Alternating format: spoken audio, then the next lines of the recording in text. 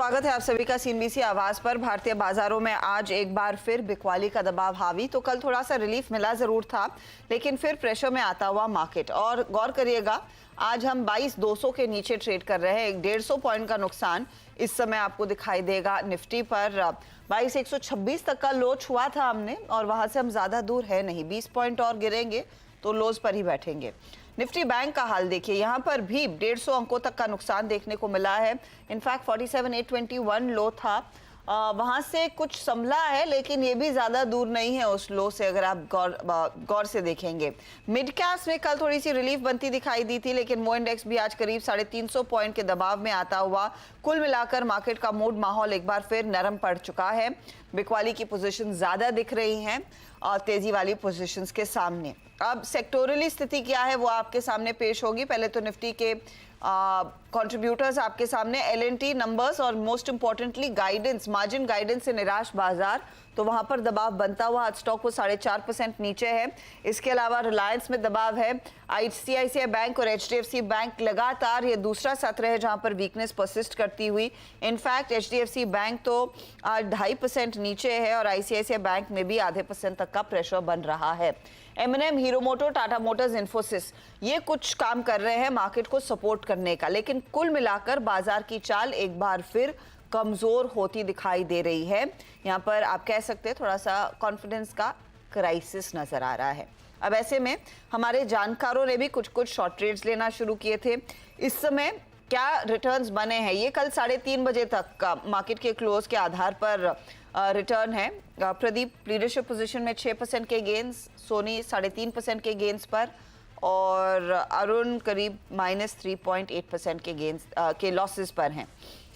Approach क्या हो, इतना बड़ा शेकआउट क्यों हो रहा है सोनी, कैसे पढ़े? क्योंकि हर रोज ये वीकनेस और परसिस्ट होती हुई, और जहां लगा था कि शायद 22,300 पर कल का क्लोज पॉजिटिव रहेगा, आज फिर औंधे मुँह गिरे हैं। जी, गुड मॉर्निंग हर्षदा जी, इन सारे दर्शकों को। देखिए, आज डेफिनेटली थोड़ा सा चॉपी रह रहा है मार्केट, बिकॉज आज निफ्टी वीकली एक्सपायरी भी है। पहले तो रेंज दिखाई दे रहा था कि 22,200 एक सपोर्ट के तौर से होल्ड कर सकता है, बट वो ब्रेक कर चुका है। आज काफी मेजर सपोर्ट ब्रेक हुआ है। सो यहाँ से करंट लेवल से आपका नेक्स्ट सपोर्ट 22,080, 22,050 के रेंज में बैठेगा, जहां पे आपके मैक्सिमम पुट के ओपन इंटरेस्ट एडिशंस नजर आ रहे हैं। वो एक बेस बनते जा रहा है। सो मेरे ख्याल से एक सेल ऑन राइज व्यू बन रहा है। इंडिया विक्स भी काफी तेजी से बढ़ते जा रहा है, 17 के ऊपर 2 डे से कंटिन्यू कर रहा है। सो वॉलेटाइल और स्विंग्स ये बहुत ज्यादा अभी कंटिन्यू करेंगे, मोस्ट लाइकली एक और वीक, जब तक इवेंट ओवर नहीं होता है। निफ्टी के लिए अभी के लिए 22,300 का एक रेजिस्टेंस बन गया है नियर टर्म के लिए। तो जब तक वो 22,300 350 लेवल को भी क्रॉस नहीं करेगा, तब तक सेल ऑन राइज का एक व्यू बनते जाएगा, एंड अल्टीमेट 22,000 एक बार टेस्ट कर सकता है। 22,000 टेस्ट होता हुआ दिखाई देगा। ये फिलहाल स्थिति बन गई है। ऊपरी लेवल से अच्छा खासा भार। प्रदीप, ये निफ्टी बैंक की तरफ से क्या इशारा है? क्योंकि ये दिग्गज देखिए, एचडीएफसी और आईसीआईसीआई बैंक यही कमर तोड़ रहे हैं। जी, गुड मॉर्निंग। तो शुरुआती कारोबार में इसे थोड़ा सा आउट परफॉर्मेंस जरूर दिखाया था, पर बाद में ऊपर के लेवल से रिवर्सल होके ये कल के लो के आसपास आ गया है। हम इसमें 34 डीएमए का सपोर्ट वॉच आउट कर रहे हैं, जो 47,850 के आसपास है। तो ये लेवल काफी क्रूशियल रहेगा क्लोजिंग बेसिस पे। अगर ये टूटता है तो 47,200, 47,300 तक फॉल एक्सटेंड हो सकता है। जहाँ तक निफ्टी की बात है, हमारा मानना है कि 22,100 के आसपास एक डिसेंट सपोर्ट बनेगा, क्योंकि लास्ट टाइम जब अप्रैल में करेक्शन आया था तब 20 हफ्ते की मूविंग एवरेज पे सपोर्ट मिला था, और वो मूविंग एवरेज अभी 22,100 के आसपास है। साथ ही आर्ली चार्ट्स पे रिसेंट बॉटम्स को कनेक्ट करते हैं तो वो फॉलिंग लाइन का सपोर्ट भी वहां पे है। तो 22,100 के सपोर्ट पे निफ्टी के लिए नजर रहेगी। लेट्स सी, लेट्स होप वो सपोर्ट मिले।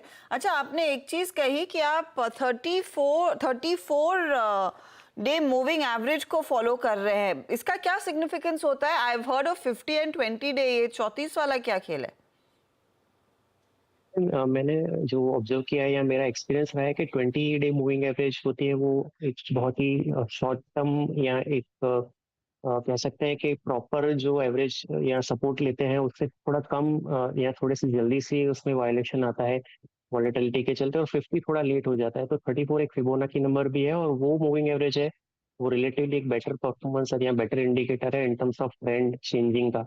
तो मेरे हिसाब से 34 डे मूविंग एवरेज 50 या 20 से रिलेटिवली बेटर काम करती है शॉर्ट टर्म के ट्रेंड के इंडिकेशन के लिए।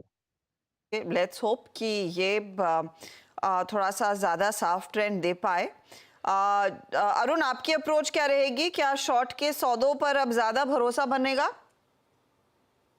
गुड मॉर्निंग अर्चना जी और गुड मॉर्निंग सभी को। देखिए 22,100 जैसा कि प्रदीप ने कहा वो एक इम्पोर्टेंट लेवल है। 61.8 रिट्रेसमेंट लेवल अगर आप पिछले मूव का भी देखते हैं तो 20 टू 100 20 टू 120 के पास ही आता है। तो अपने सपोर्ट से ऑलमोस्ट 30 से 40 पॉइंट दूर है, इसलिए कोई शॉर्ट की सलाह तो नहीं है। अगर राइज आता है तो वहां पे शॉर्ट जरूर कर सकते हैं। 22,300 इजीली क्रॉस होता हुआ फिलहाल मार्केट में नजर नहीं आ रहा है, इसलिए 22,100 22,300 के बीच में रहना चाहिए। और 22,100 आता है तो मुझे लग रहा है वहां पे एटलीस्ट आज की एक्सपायरी उसके ऊपर ही कटनी चाहिए। तो 22,100 के नीचे जाता हुआ नजर नहीं आता। अगर इंट्राडे में 22,100 आता है तो वो एक अच्छी अपॉर्चुनिटी रहेगी कॉन्ट्रा कॉल लेने के लिए। वैसे अगर शॉर्ट करना है तो 22,300 के आसपास ही करना चाहिए। ये रेंज निफ्टी में शॉर्ट करने का नजर नहीं आता। ओके, तो ये फिलहाल आपके लिए एक अपॉर्चुनिटी इस समय बनती हुई। चलिए ट्रेड्स पर आते हैं और अरुण का ही पोर्टफोलियो पहले स्क्रीन पर लेकर आते हैं। क्या नजर आ रहा है बहाल? हुडको में प्रॉफिट बुक किया और क्वेस्कॉप में स्टॉप लॉस ट्रिगर हुआ। अरुण, आज का नया ट्रेड? देखिए अगेन एक ऑटो एंसिलरी स्टॉक में मुझे लग रहा है एक अच्छा ब्रेकआउट आने के संकेत है। एंड्योरेंस टेक्नोलॉजी में बाय करने की सलाह है।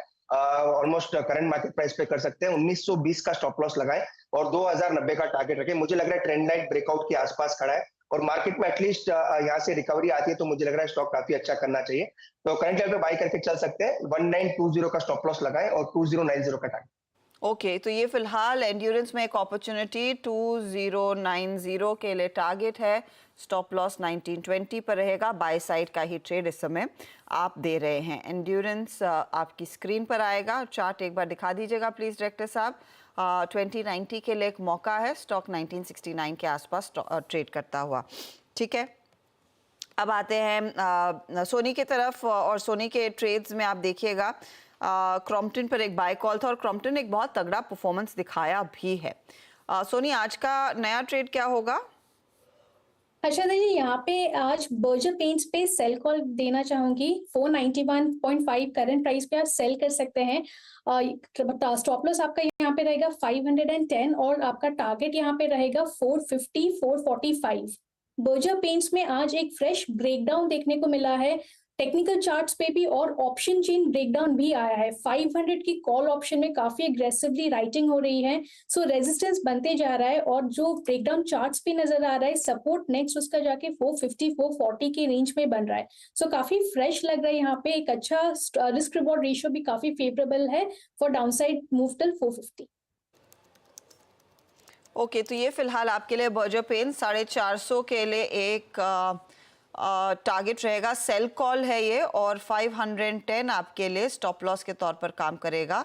तो शॉर्ट कॉल आ गया। चलिए प्रदीप का पोर्टफोलियो अब आपकी स्क्रीन पर लेकर आते हैं और प्रदीप ने क्या ट्रेड्स दरअसल किए हैं आइडेंटिफाई वो समझेंगे। एक तो सीजी पावर के ट्रेड के साथ अभी भी बने हुए हैं। EIH में इन्होंने एग्जिट किया और साथ ही कोल इंडिया में। प्रदीप बताइए आज का फ्रेश ट्रेड क्या रहेगा? देखिए फ्रेश ट्रेड के लिए मैंने ऐसा स्टॉक चुना है जो आज के इस पूरे जो वीक माहौल बना हुआ है पिछले कुछ दिनों से उसमें आज ने इसने नया रिकॉर्ड हाई बनाया और वो काफी बड़े वॉल्यूम के साथ बनाया और ये पूरा सेक्टर अच्छा कर रहा है। तो स्टॉक का नाम है Jupiter wagon limited, JWL। Jupiter wagon limited में आज के अगर आप वॉल्यूम देखें तो 20 डे एवरेज वॉल्यूम से ऑलरेडी 4 गुना से ज्यादा ये वॉल्यूम कर चुका है और एक नया रिकॉर्ड हाई भी इसने बनाया है। तो एक पॉजिटिव मोमेंटम इसमें कंटिन्यू कर सकता है। 406 के स्टॉप लॉस से इसको लेंगे 500 के टारगेट के लिए। ओके, तो ये फिलहाल आपके लिए एक अपॉर्चुनिटी जुपिटर वैगन्स में आपको दिख रही है। जुपिटर वैगन्स के हम सब जानते हैं कि जो नंबर्स थे वो अच्छे थे, उसके बाद से ही स्टॉक थोड़ा सा परफॉर्म कर रहा है। अच्छी खासी ऑर्डर बुक पर है, बैठे हैं ये। तो जुपिटर वैगन्स में एक बाय कॉल, 500 का टारगेट, स्टॉप लॉस 406 रहेगा। ये है फिलहाल आपके लिए ताज़ा हाल हमारे जानकारों की तरफ से। चलिए अब बात करते हैं कल्पतरू प्रोजेक्ट्स की। नंबर्स आ चुके हैं और यहाँ पर अगर आप ध्यान दें तो परफॉर्मेंस अच्छा है। लेकर आइएगा प्लीज़ वो डेटा पॉइंट्स स्क्रीन पर। कल्पतरू के केस में हमने देखा है जो मुनाफा है वो करीब 21% बढ़कर आया। रेवेन्यू में भी करीब 22% तक की तेज़ी बनती दिखाई दी थी। इनफैक्ट EBITDA लेवल पर भी अगर आप ध्यान दें तो वहाँ पर भी कंपनी ने अच्छा परफॉर्मेंस दिखाया है। एबिटा करीब 30-36% बढ़ता हुआ और मार्जिन्स हमने देखे हैं कुछ एक्सपैंड हुए हैं कंपनी के लिए। तो किस तरह के प्रोजेक्ट्स पर काम किया, आगे का आउटलुक क्या है, इस सब का विश्लेषण होगा हमारे साथ। दरअसल कंपनी का मैनेजमेंट इस समय तैयार है। कंपनी के डायरेक्टर अमित जुड़ रहे हैं, उपलेश्वर साहब। अमित जी, स्वागत है आपका। आपके नंबर्स हम देख रहे थे, बहुत ही बढ़िया परफॉर्मेंस देखने को मिला है। ये बताइए, ये क्या ड्राइव किया इस पर्टिकुलर क्वार्टर में इस परफॉर्मेंस को, और FY25 के लिए फिर क्या आउटलुक बनता दिखाई दे रहा है? पहले तो नमस्कार हर्षदा जी, आपके शो पे बुलाने के लिए। ये जो आप नंबर्स देख रहे हैं, ये पिछले 2-3 साल और हर क्वार्टर पे अलग अलग चीज़ों पे जो टीम फोकस करती है उसका ये आउटकम है। तो हम लोग काफ़ी खुश हैं इस क्वार्टर के and plus year and performance में, क्योंकि हमने जो भी गाइड किया था हमने मोस्ट ऑफ सारा अचीव किया है। हमारे अगले साल की ओपनिंग सिचुएशन के लिए अगर मैं FY25 के हाल को देखूं तो मेरी ऑर्डर बुक पोजीशन इस वक्त 58,000 करोड़ पे बैठी हुई है, जिसकी वजह से मेरे पास 2 साल से ऊपर की विजिबिलिटी है रेवेन्यू की। तो उस सिचुएशन में हम लोग काफ़ी कंफर्टेबल है जहां तक ऑर्डर बुक का सवाल है। हमारे जो 5-6 सेक्टर्स हैं, हर सेक्टर में आप देखें तो तेजी देखने को मिल रही है। हमारी जो ऑर्डर बुक है उसकी कंपोजिशन उस वक्त 35% TLD हमारा बोथ इंडिया और बाहर का मिला के, ऑलमोस्ट 20% के करीब पानी, 20% के करीब बिल्डिंग एंड फैक्ट्रीज और 15% के करीब ऑयल एंड गैस का हमारा मोरलेस स्प्लिट है। और जो हमारी इनफ्लो आई है पिछले साल ऑर्डर बुक की, वो भी इसी रेशो में है। तो मोरलेस हर सेक्टर में आप देखें तो हमें ग्रोथ दिख रही है। और जिस तरीके से इंटरनेशनल और इंडिया में फोकस इंफ्रास्ट्रक्चर डेवलपमेंट में जुड़ा हुआ है हर सरकार का, हमें लगता है कि अगले 2 साल, गिवन कि हमारी ऑर्डर बुक भी काफी रोबस्ट है, दिक्कत नहीं होनी चाहिए। आपने इनफैक्ट गाइडेंस मीट करने की बात की, रेवेन्यू फ्रंट पर वो थोड़ा सा मिस है, क्योंकि 20% आपने डिलीवर किया रेवेन्यू ग्रोथ, जहां पर आप एक्सपेक्ट कर रहे थे करीब करीब 25% तक की ग्रोथ। तो FY25 में क्या उसकी भरपाई होती हुई दिखाई देगी?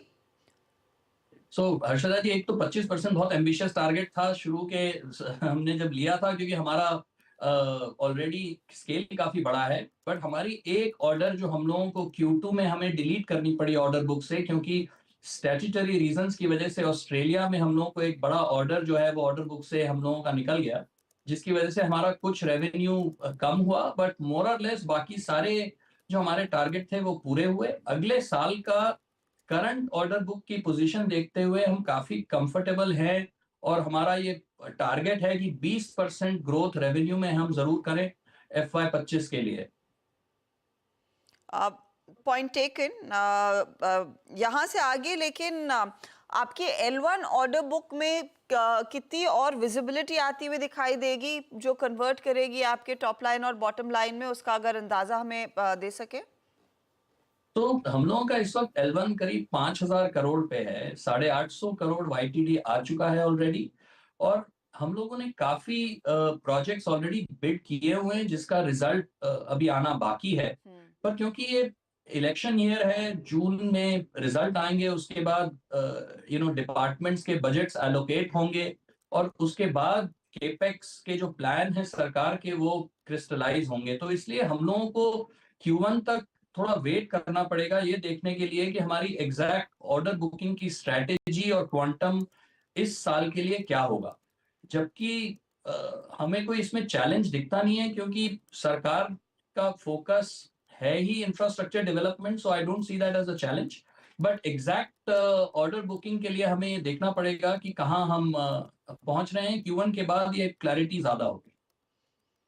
ओके, ये बताइए, इसमें से कितना रेलवे से आपके हाथ काम लगता हुआ दिखाई दे रहा है, क्योंकि वहां पर सरकार ने एक बहुत एक्सपेंसिव कैपेक्स के बारे में उल्लेख किया है, तो उसका कितना हिस्सा दरअसल आपके ऑर्डर्स में रिफ्लेक्ट होगा, या फिर रेलवेज का कितना हिस्सा आपकी ऑर्डर बुक का पूरा कंट्रीब्यूट करेगा? हर्षदा जी, पिछले साल और इस साल भी, if my figures are correct, 10 से 11 लाख करोड़ का आयत सरकार की थी इंफ्रास्ट्रक्चर स्पेंडिंग के लिए, जिसमें रेलवेज भी इंक्लूडेड है। पर अगर आप हमारा रेलवे का जो सेगमेंट है वो देखें, हम लोग रोलिंग स्टॉक या लोकोज मैन्युफैक्चरिंग में नहीं है, we are railway EPC contractor. और जहां तक उसमें इलेक्ट्रिफिकेशन का सवाल है, उसका जो स्कोप है वो काफी कम हुआ है पिछले 1-2 साल में, और वही ट्रेंड अगले 1 साल भी एटलीस्ट यहां से नजर आ रहा है। जहां तक रेलवे का सवाल है, प्रोजेक्ट्स की कमी नहीं है, बट कंपेटिटिव इंटेंसिटी इतनी ज्यादा स्ट्रांग है कि हम एग्जिस्टिंग ऑर्डर बुक को फोकस कर रहे हैं कि उसको लाइक ऑलवेज डिलीवर करें, और अगले 1 साल के लिए कॉशियसली ऑर्डर लें, जहां पे हमारा फोकस मार्जिन पे रहेगा और वॉल्यूम पे नहीं रहेगा। जैसे कि आप जानती हैं, हमारी कंपनी का फोकस हमेशा प्रॉफिटेबिलिटी पे रहता है और balance sheet management on a conservative basis. तो वही हम लोग फिलॉसफी को कंटिन्यू करेंगे रेलवे डिवीजन के लिए स्पेसिफिकली। ओके, बहुत बहुत शुक्रिया हमारे लिए समय निकालने के लिए, and good luck to you for FY25 sir. Thank you so much. चलिए लेंगे एक छोटा सा ब्रेक के बाद देखते हैं हमारे जानकार एक और ट्रेड जोड़ते हैं या नहीं। आप बने रहिए CNBC आवाज के साथ।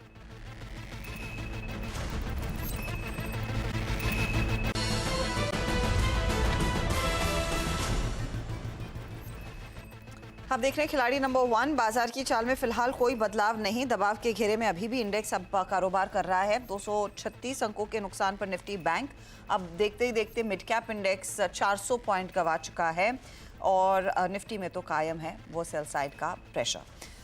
इस बीच अरुण, सोनी और प्रदीप ने एक ट्रेड जोड़ा है। प्रदीप, कुछ और आइडेंटिफाई हुआ है क्या? हाँ जी, ऑटो स्पेस में से टाटा मोटर्स को जोड़ना चाहेंगे।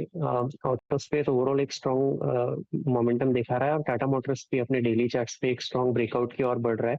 1007 के स्टॉप लॉस से इसको ऐड करेंगे 1090 के टारगेट के लिए।